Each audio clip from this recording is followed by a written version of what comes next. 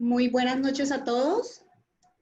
Nos encontramos de nuevo aquí reunidos en este espacio de Comunidad Fénix para seguir conversando sobre esos temas que tanto nos interesan. Y hoy precisamente estaremos conversando sobre un tema que es de bastante interés para todos, es transformación a partir de la crisis. Y para ello nos acompaña nuestro coach, Diego Avilán. Diego, muy buenas noches. ¿Cómo estás? Buenas noches, Vivi. Qué rico estar acá con todos ustedes, que nos dejen entrar en sus casas con este tema para hoy.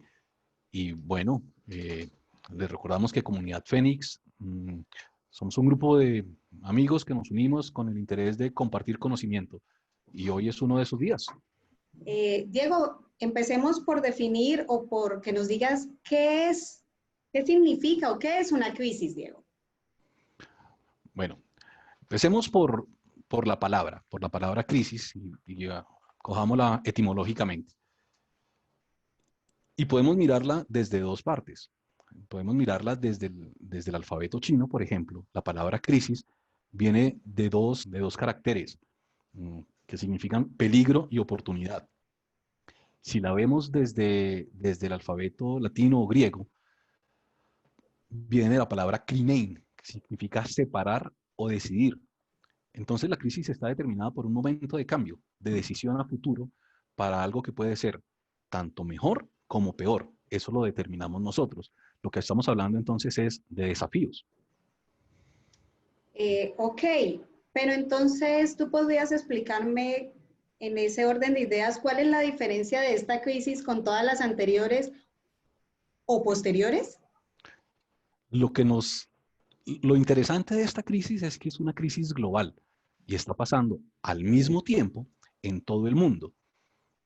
No significa que sea igual la crisis en Colombia, en Arabia, en España, en Estados Unidos, en Canadá. No, pero estamos atravesando la misma crisis en diferentes etapas al mismo tiempo. Entonces, de alguna forma, cualquier persona en el planeta puede decir que está en este momento en un momento de crisis, que es una crisis compartida. Entonces, la diferencia es esa, que en este momento estamos en una crisis global que es simultánea y ubicua. Entonces, eso la hace más interesante frente a los desafíos que se nos plantean. Ahora, de crisis hemos hablado o hablamos siempre, hablamos todo el tiempo, que la crisis económica, que la crisis de salud, que la crisis, casi que deberíamos inventarnos una palabra que signifique no estar en crisis.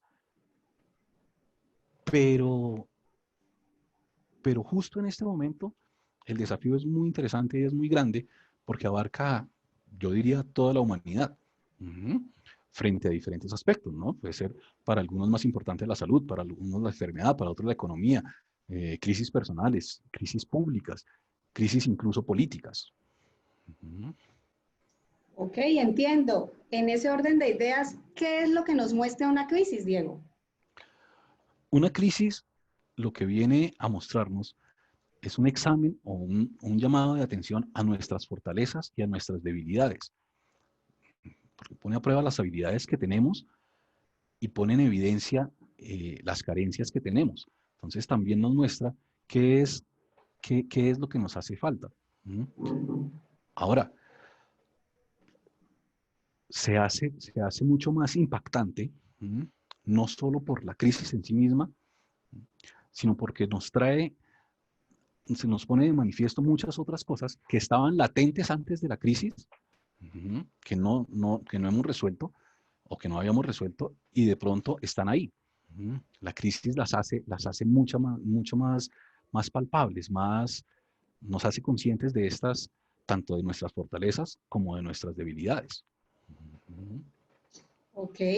En ese orden de ideas, ¿qué tipo de fortalezas debemos desarrollar para superar una crisis?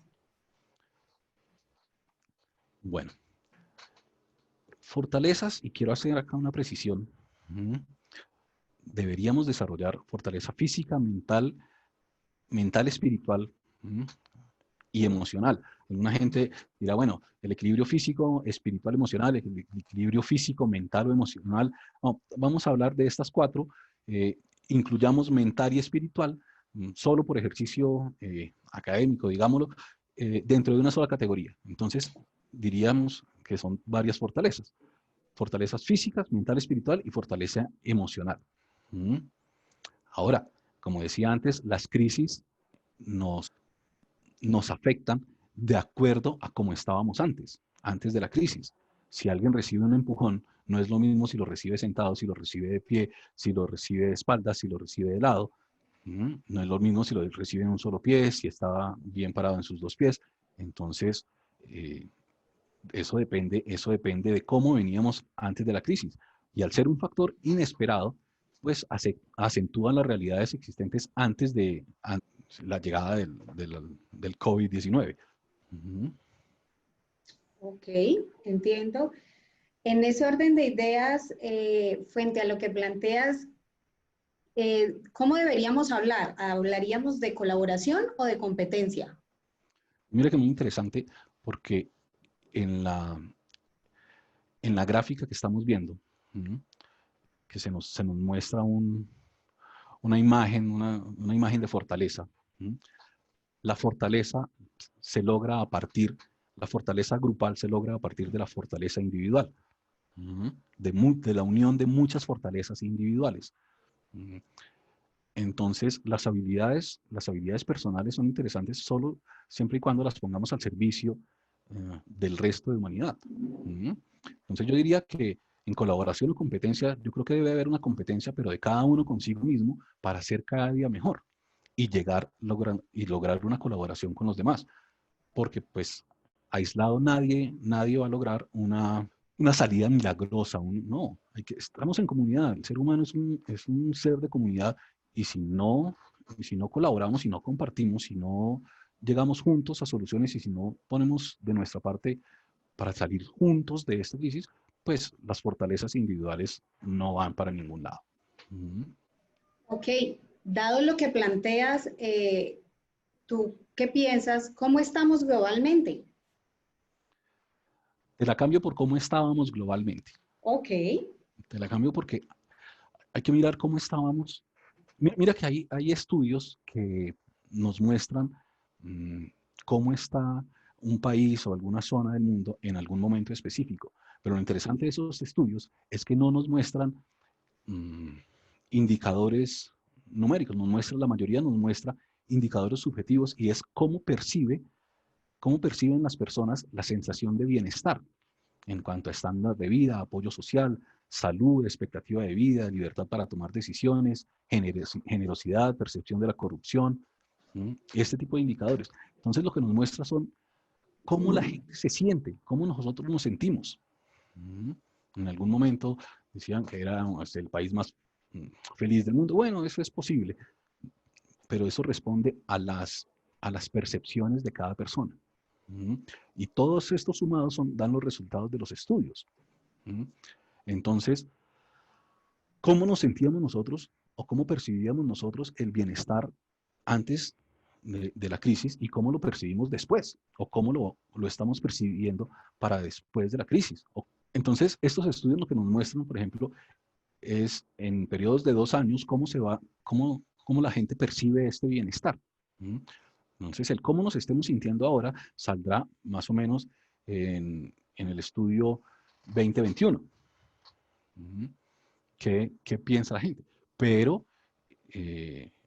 ¿cómo estábamos? Bueno, cada uno puede allá en su casa analizar y pensar y imaginarse y recordar cómo estábamos cada uno y en comunidad antes de la crisis. pero entonces, de acuerdo a lo que nos planteas, ¿cómo dirías que ha cambiado en el transcurso de estos años nuestra percepción del bienestar? Diferente para cada uno, eh, cada persona tiene su propia percepción y cada uno mm, allá, cada uno percibe el mundo de una manera distinta. Entonces, lo que algunos percibimos como amenazas en esta crisis, alguna otra persona puede percibirlo de alguna manera positiva. Sin embargo, lo interesante es que también podemos cambiar el significado que le damos nosotros a estas amenazas y convertirlas en oportunidades. Incluso lo que para una cultura está catalogado como bienestar, otra cultura lo puede catalogar como malestar, por ejemplo. Entonces hay culturas en donde el gobierno decide qué le conviene a sus ciudadanos. Y nosotros, por ejemplo, en esta parte del mundo, apreciamos más el libre albedrío. Entonces, puede que el que nos digan que nos quedemos en las casas, el que sea más que una sugerencia en algunos casos, pues puede ser percibido en algún grado de agresividad. En alguna parte del mundo, pues puede ser muy, muy bien recibido. Entonces, pero también esto lo podemos resignificar nosotros. Y no pensar, por ejemplo, que estamos encerrados y aislados cuando lo que nos estamos es cuidando. Entonces, cuando cambiamos el lenguaje, la percepción de la realidad cambia. Luego, entonces, ¿cuáles serían esos obstáculos del bienestar? En los estudios se ha puesto en evidencia que una de las grandes cosas de los obstáculos del bienestar o del bienestar no son solo estos tres, pero tomé estos tres como los más representativos. Por ejemplo, la distracción. En algún estudio hace algunos años decía que el 47% de las personas estaban distraídas de lo que hacían en ese momento. Por ejemplo, quien va manejando, sale por la mañana, se monta al carro y va a donde tiene que ir, muy rara vez va pensando en cómo va manejando. Simplemente va manejando en automático. Eso no es preocupante si se sabe manejar y se sabe manejar muy bien. Lo Sí, ¿no? preocupante del asunto es que nos pasa lo mismo si estamos con nuestros hijos, si estamos con nuestra pareja, si estamos en un salón de clases, si estamos en nuestro trabajo. Entonces estamos y no estamos. No estamos en ese momento en lo que estamos haciendo y nos perdemos del momento presente. Entonces, esta distracción, que es el índice es impresionante, el 47% de las personas están en algo, pero no lo están haciendo, no lo están disfrutando, no se lo están gozando, pues es preocupante. Ahora, ese estudio es de hace algunos años. En este momento, ¿cómo ha cambiado? Pues decíamos que puede ser para bien o para mal. Otro obstáculo, por ejemplo, la soledad. En otro estudio decía que el 76% de las personas se sienten solas. Y no estoy hablando de soledad física.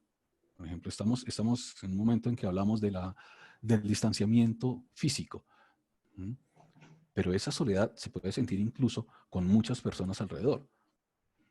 Y las redes de apoyo, familias, amigos, parejas, compañeros, pues es lo que digamos que es un cable a tierra que cada persona necesita de esto. La siguiente, la depresión. En otro estudio de hace 10 años, decía que se aumentaron los casos de depresión clínica 33%. ¿Qué quiere decir esto? Que no tienen en cuenta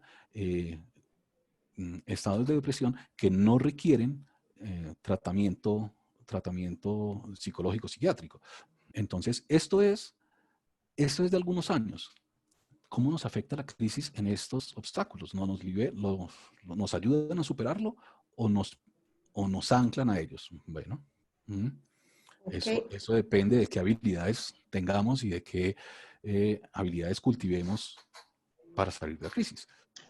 Con, eh, con base en lo que planteas precisamente y lo que acabas de mencionar, entonces me surge una inquietud y es, ¿qué habilidades necesitamos cultivar?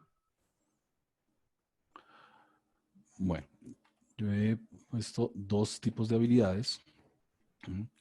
Habilidades sociales, habilidades personales, existenciales, pero me remito a la gráfica, a la imagen anterior, en donde las habilidades sociales cobran sentido y tienen sentido tanto y cuanto nos conectemos y pongamos estas habilidades en función de un crecimiento social. Entonces, las habilidades sociales, pues, sirven para encontrar la forma de conectarnos y salir pues, más allá del yo, lograr un nosotros que funcione. Y las habilidades personales existenciales, pues para saber cómo cada uno, cómo yo le doy sentido a la vida, pues que incluya tanto lo bueno como lo malo. Interesante, y yo creo que ahí surge otra pregunta bastante cuestionante. ¿Y cómo hacemos eso?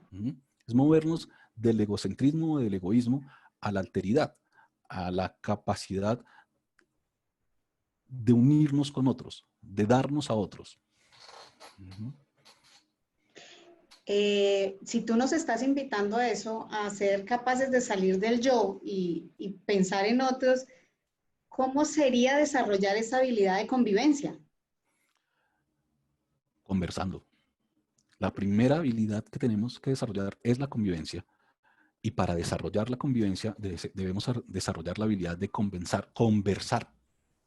El nosotros se desarrolla a través de nuestras conversaciones y no necesariamente a través de las conversaciones fáciles o triviales de todos los días, sino a través de las conversaciones difíciles, en las conversaciones en donde coordinamos acciones, en las conversaciones donde nos ponemos de acuerdo para realizar acciones o en las conversaciones en las que negociamos alguna posición con respeto.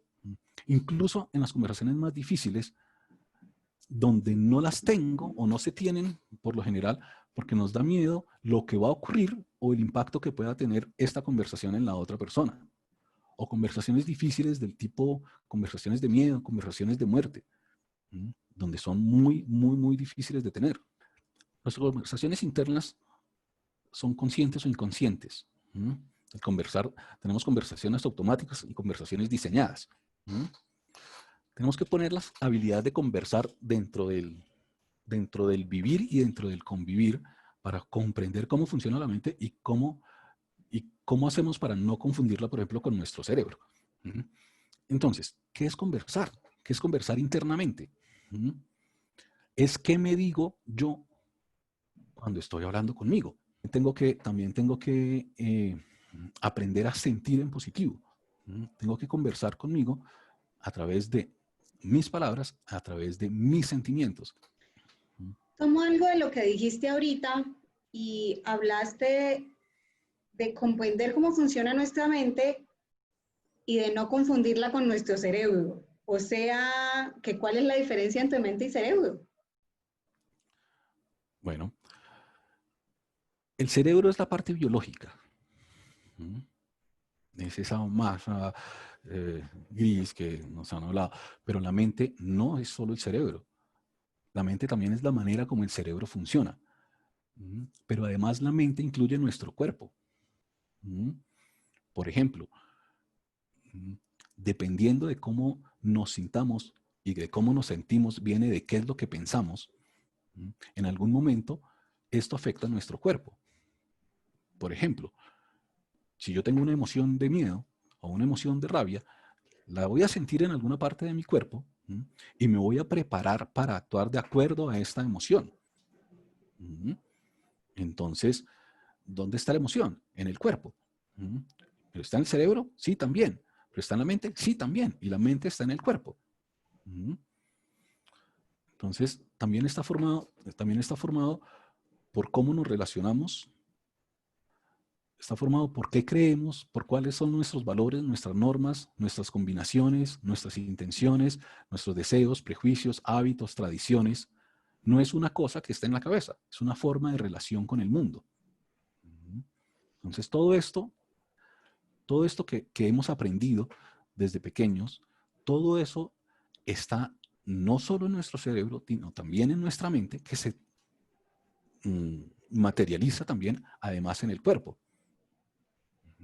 Uno de los grandes maestros del coaching dice, la mente tiene que ver con los cuentos que nos contamos a nosotros mismos sobre los cuentos que nos contaron. Podemos entonces, para pensar en bienestar, tenemos que desarrollar una manera de conversar en donde nosotros seamos conscientes de las conversaciones en que vivimos, de las conversaciones que nos llevan a este bienestar o que nos alejan de bienestar.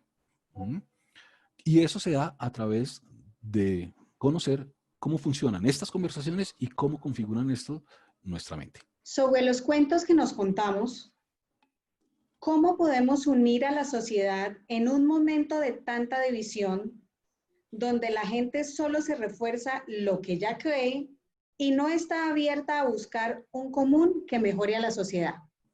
Pero yo sí creo que la sociedad tiende a cambiar y tiende a cambiar para mejor. Yo sí creo que podemos salir fortalecidos de una crisis. Dice, para mantener las fortalezas que nos da como lo social en época de crisis, ¿para qué buscar la línea óptima desde cada ser humano? Para sumar fuerzas. En la suma de todas las fortalezas individuales, lograr fortaleza social. Entonces, en esta suma de fortalezas, claro, para unos va a ser mucho más fácil que para otros. Pero cada uno, estoy seguro, está sufriendo su propia crisis. Entonces, me parecería interesante preguntarte cómo se configura la mente para el bienestar. Bueno, a través de varios mecanismos. A través de nuestras relaciones, por ejemplo. Si queremos estar en bienestar, tenemos que estar relacionados. Tenemos, y no me refiero a relacionismo público, no, me refiero a ese grupo de apoyo que todos debemos tener en cuanto a familia, en cuanto a amigos, en cuanto a colegas, compañeros de trabajo, en nuestras relaciones sociales y en nuestras relaciones personales. Ese es un gran punto para el bienestar. También a través de las creaciones de la imaginación. Entonces, todas estas cosas que nuestra imaginación nos dice, podemos de hecho configurarlas para darle sentido y lograr mayor bienestar, tanto personal como social. Ahora, la historicidad, lo que yo he hecho con lo que he vivido. Entonces, es cómo me afecta esto que yo he vivido. Es cómo reaccionamos a lo que vivimos. Entonces, con esto generamos fortaleza o, o quedan vacíos que se convierten en debilidades. También implica el peso de la historia en el cuerpo, por ejemplo. El aprendizaje a través del tiempo, de lo bueno y de lo no tan bueno. Y ya, como lo dije anterior, todo esto nos predispone para la acción. ¿A qué tipo de acción? A la que estemos acostumbrados, a la que nuestra historia o este impacto que ha tenido en nosotros la historia nos haya acostumbrado a que accionemos de acuerdo a este. Entonces, la idea es iniciar un viaje a mirar que estas habilidades implican una profunda relación entre lo que entendemos como cuerpo, como mente, perdón, y dentro de ella todas las configuraciones, internas y externas. Y lo que nosotros tenemos como alerta o como conciencia sobre eso. ¿Qué es conciencia? Es darnos cuenta de. Porque nosotros no podemos intervenir en lo que primero no somos capaces de observar. Entonces, si somos capaces de observarlo, muy probablemente estemos en camino a poder intervenir en ello. Pero si de plano no lo observamos, no somos capaces de intervenirlo. Entonces, ¿qué es ser consciente? En este tema, ser consciente es percibir y reconocer en qué conversaciones vivimos y cómo estas conversaciones configuran nuestra realidad física, social, espiritual y emocional. Cómo además estas conversaciones configuran nuestra identidad. Pero como además todo esto es una conversación, todas las conversaciones son susceptibles de cambio, de continua posibilidad de transformación. Entonces no hay realidades fijas, hay realidades creadas y sostenidas en el tiempo en la forma en que conversamos. Entonces, si hay conciencia, también hay ceguera o inconsciencia sobre la manera en que conversamos que no nos permite tener una mente más saludable. Entonces, ¿qué haríamos o cómo logramos tener una mente saludable? A través de esa conciencia, de cómo funciona y cómo funciona la relación de nuestra con el mundo, a través de la conexión con los demás. Eso quiere decir que nuestra mente no está encerrada en sí misma, existe en varios niveles y en diferentes aspectos, a través del conocimiento de uno mismo, de sí mismo, en donde cuando nos conocemos más a nosotros mismos, nos damos cuenta que no nos confundimos con el otro, o sea, no nos conectamos pero no desaparecemos en la relación con el otro. Y tal vez lo más importante, al menos para mí en este momento, para tener una mente saludable, es tener un propósito, tener orientación hacia el futuro, tener eh, tener claro ese sentido de vida. Preguntarte qué se desarrolla y cuándo desarrollamos conciencia. ¿Se acuerdan que al principio veíamos los obstáculos del bienestar? Y Sí, de primero estaba la distracción. sí, sí, Pues sí. cuando desarrollamos conciencia, lo que realmente estamos fortaleciendo es nuestra atención. Eso es lo que se logra con la conciencia. Lograr enfocarnos en el presente y en qué es lo que queremos. Cuando tenemos conciencia, nos muestra el color emocional con el que tenemos nuestro aprendizaje, de acuerdo a las experiencias anteriores.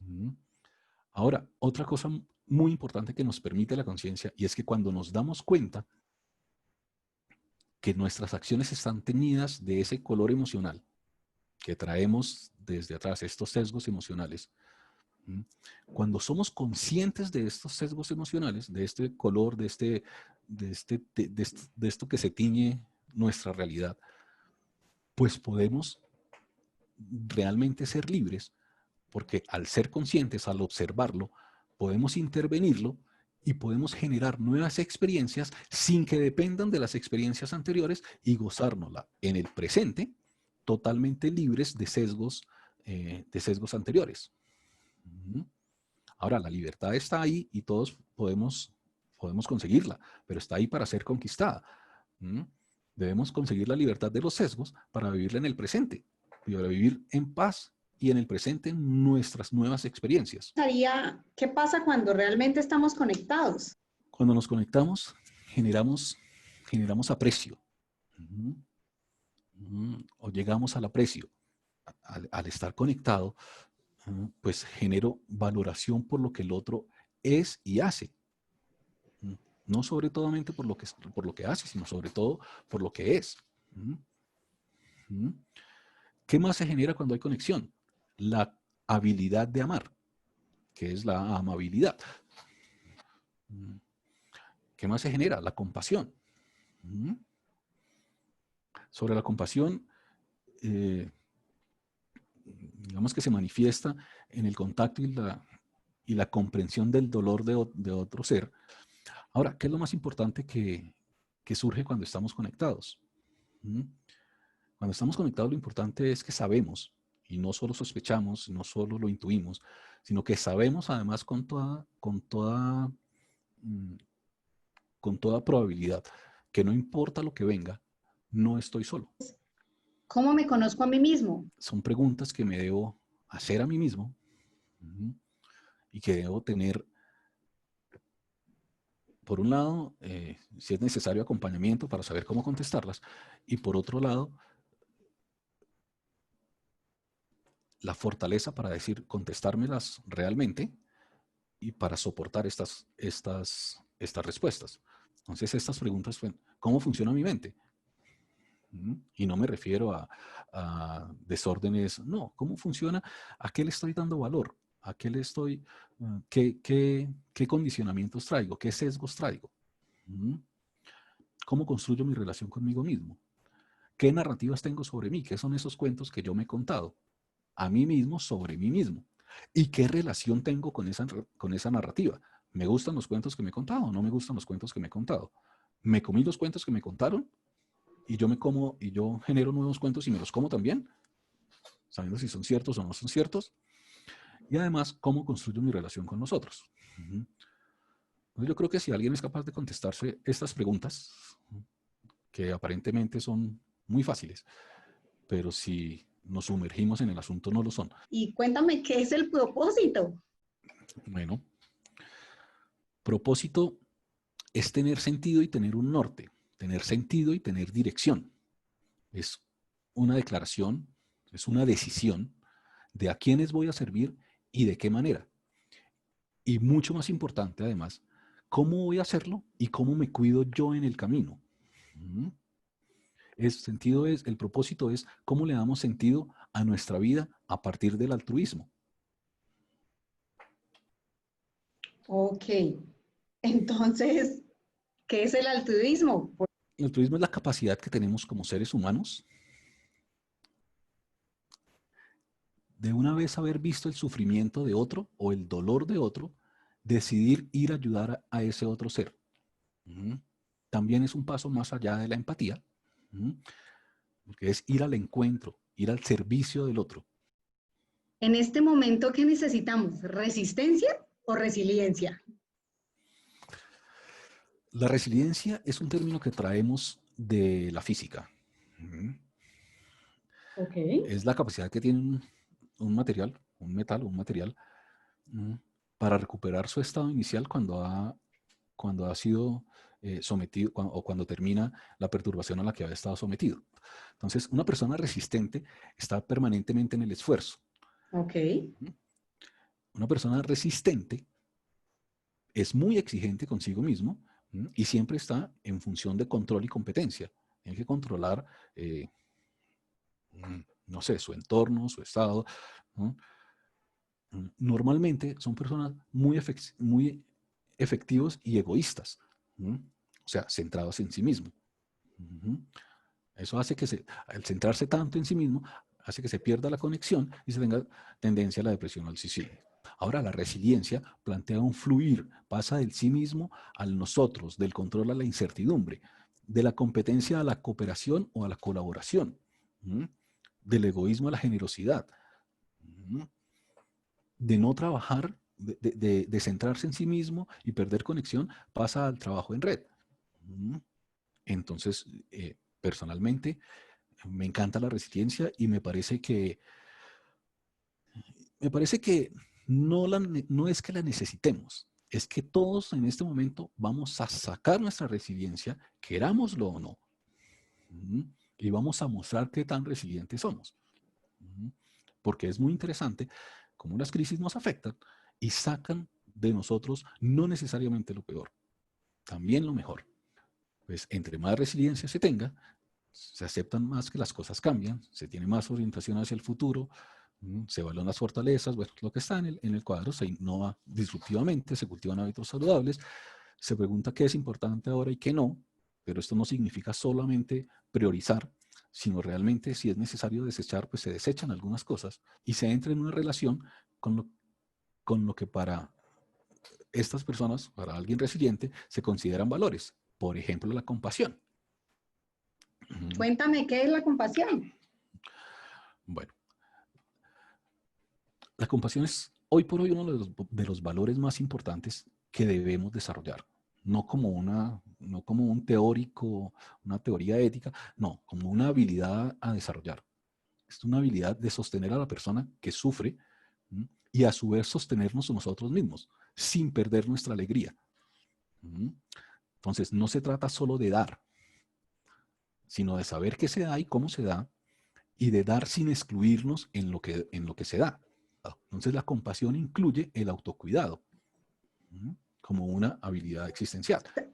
Aparte del planteamiento de la compasión, ¿qué otras habilidades necesitamos cultivar? Bueno, las crisis nos muestran también entonces que tenemos que relacionarnos con el misterio de la vida, aunque la vida es un misterio. No es una cadena de expectativas a ser cumplidas, expectativas que las he puesto yo en mi vida o que las han puesto otros y que yo me comí esos cuentos. Desarrollar también la gratitud, desarrollar la habilidad de maravillarnos. Hay tantas cosas que nos pueden maravillar, pero realmente últimamente no nos sorprendemos por muchas cosas y además de sorprendernos, deberíamos maravillarnos por muchas cosas. Y además la habilidad de ver la historia a través de los dones y las carencias que hemos tenido. No todos hemos tenido los mismos dones y no todos hemos tenido las mismas carencias, pero los dones nos han mostrado eh, un camino, pero son las carencias las que nos han mostrado cómo caminar ese camino. ¿Cómo logro apreciar el dolor? Cuando apreciamos la vida como un misterio, vemos que la vida es un juego maravilloso, misterioso, pero además es peligroso. Y por ser peligroso, pues puede ser trágico. Todo esto entonces es parte de la vida en donde me entreno para ser quien soy y para ser quien puedo ser. Yo no soy el que soy, yo puedo llegar a ser mi mejor versión. Entonces, si tenemos en cuenta que la vida es un misterio, pero también es maravillosa, es peligrosa, pues tenemos que aceptar en algún momento que somos seres finitos. Y cuando aceptemos que somos seres finitos, que tiene un final, pues nos vamos a dar cuenta que la vida realmente, el fenómeno o la vida como fenómeno, está definida porque tiene un final, que nosotros llamamos muerte. Entonces, cuando seamos conscientes de que sí, puede ser en cualquier momento de aquí a donde sea, sí, pero en algún momento, si algo tenemos claro todos, es que todos nos vamos a morir. Lo tenemos claro, pero no lo hemos interiorizado. Cuando lo interioricemos, entonces de pronto vamos a aprovechar más el tiempo en disfrutar, en contribuir, en proponer, no en quejarnos, en plantear soluciones alternativas a los problemas personales, sociales, globales. Entonces, aceptar el misterio es no saber qué es, no saber de dónde viene, no saber para dónde va, pero igual entregarnos y comprometernos. Es a qué nos comprometemos. Yo creo que nos comprometemos o deberíamos comprometernos a reconocer que aunque no sepa cómo, puedo ir momento a momento, paso a paso, conectándome con nosotros, transformándonos a través de cultivar habilidades de bienestar, de altruismo, de resiliencia, de compasión. Puedo vivir en el compromiso incondicional a ser, pero a ser de verdad y a ser libre y a ser yo. Despojándome de los sesgos y despojándome de, la, de esos colores que traigo conmigo para pintar la realidad de nuevos colores. Yo invitaría a que, ya que estamos en la casa, entremos a la casa de cada uno y entremos a nuestro cuerpo, que es nuestra primera casa. Y lo reconozcamos, nos reconozcamos, sin resistir, sin renegar, sin forzar el cambio, solo observando. Y cuando observemos de verdad, estaremos en buen camino de empezar a intervenir en él. Usualmente uno vive en comunidad y no todos manejamos la crisis de la misma manera. Cuando veo a alguien que la crisis lo está consumiendo, ¿cómo puedo ayudar a este tipo de personas? En primer lugar, yo creo que para acompañar tienes que mirarte a ti mismo. Acuérdate, conexión, conocimiento, todo esto, pero empezar por uno mismo. Y si estás en condiciones de acompañar, yo creo que ese simple hecho de acompañar ya soluciona muchos de los problemas de la persona a la que quieres acompañar. Empieza por ti. Revisa cómo estás y si estás bien, acompaña. Muchas veces no necesitamos soluciones, solamente necesitamos compañía. Bueno, Diego, yo sé que de verdad el tiempo es muy corto para todo lo que quisiéramos abarcar, para todo eso que nos has dejado hoy aquí, pero yo no me voy a ir de verdad sin preguntarte algo. No sé si me lo puedas responder, obviamente quizás ya por el tiempo no, pero yo, ¿cómo voy a identificar mi propósito? ¿Cómo vamos a identificar nuestro propósito? ¿Cómo Bueno, vamos a encontrar ese propósito? a contestar a tu pregunta, ¿cómo identificamos nuestro propósito? A través de un proceso largo y profesional de conocerse a sí mismo, y de cómo esto se relaciona a la sociedad en la que estoy viviendo, al momento en el que estoy viviendo y a cómo quiero trascender en el mundo. Quiero invitarlos entonces a un taller 11 de julio desde las 9 de la mañana y el 25 de julio desde las 9 de la mañana. Entonces, síganos en Comunidad Fénix. Síganos en Comunidad Fénix. Ahí están, ahí va a estar toda la información. Va a ser un taller muy interesante de cómo identificar mi propósito. Cómo cada uno puede identificar su propósito de vida, su sentido de vida. Uh-huh. Tú hiciste una pregunta y hay quienes ya respondieron a tu pregunta, Diego. Claro, bienvenidos. Contesta Diana. Me gustó mucho la invitación que nos hiciste a entrar a nuestra casa. Y a esa nuestra casa es a nuestro interior, a ese reconocernos. Rodrigo Cáliz dice, gracias Diego, el mensaje de buscar el propósito es muy poderoso y hace toda la diferencia. Gracias, Diana, gracias Rodrigo. Diana vuelve y te plantea aquí, dice, aunque pienso que nosotros podemos ser un medio y no solo tenemos que estar bien para poder ayudar, podemos ser medios de ayuda. Claro, claro. No hay nadie perfecto. Uh-huh. Y si podemos, y todos podemos ayudar. El asunto es, acuérdense, partir del autocuidado. Yo no puedo dar más de lo que tengo, entonces puedo dar de lo que tengo, pero no más de lo que tengo. No me puedo sacrificar a mí mismo en pos de ayudar a otro. Acuérdense, como el salvavidas.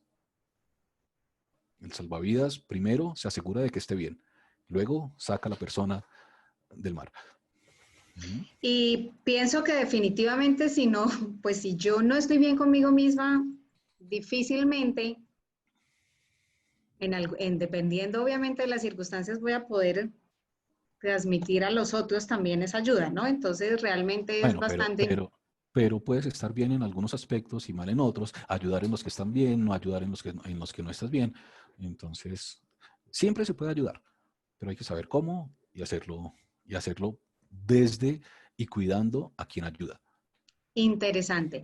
Y Carlos José Venegas te dice, me siento con mucha tarea y chévere, mil gracias. O sea, lo pusiste a trabajar. Bueno, chévere, chévere. Carlos, interesante. Silvia Angulo te dice, me parece muy sensato que nos conozcamos a nosotros mismos y sepamos cómo estamos para simplemente acompañar al que lo necesita. Así es, Silvia. Saludos, Silvia. Hace rato no te oía. Si alguien quiere prender la cámara, bienvenido. Bueno, Diego, de verdad, nuevamente, muchísimas gracias por tu tiempo, muchísimas gracias por este espacio. De verdad, estoy en el equipo de Carlos José, creo que nos dejaste bastante tarea, nos haces una invitación excelente, de verdad, a seguir trabajando para nosotros y hacia los otros. Y que me parece supremamente importante en este ahora, pero que sirva como material para el mañana. Bueno, ojalá. La idea es esa, Comunidad Fénix, estamos cada uno para compartir conocimiento desde donde sabe, para ayudar desde donde cada uno puede, como lo dije en varias ocasiones, y bienvenido a las opiniones, bienvenidos los nuevos temas que quieren que toquemos, sigamos conversando, nos vemos. Sigamos conversando en esta nuestra comunidad Fénix.